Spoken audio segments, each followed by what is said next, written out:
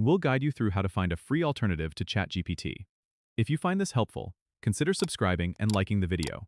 First, go to your web browser and search for the latest free AI chat platforms.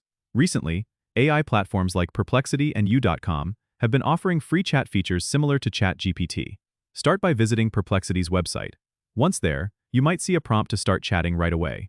Perplexity is known for integrating real-time search capabilities with conversational AI, making it a robust alternative. You can ask it various questions as you would with ChatGPT. If you're looking for another option, head over to U.com, which offers a feature called UChat. It's designed to provide conversational AI responses and is integrated into their search engine, allowing you to get answers while browsing. You simply need to click on the UChat tab and start asking your questions. Both platforms are free to use, with no registration required, which is a great advantage if you're looking to try out an AI chat tool without any commitments. These alternatives are constantly updated, so you can expect improvements and new features over time. Remember to explore the settings or FAQ sections of these platforms to make the most of their capabilities. Don't forget to subscribe and comment if this helped you out.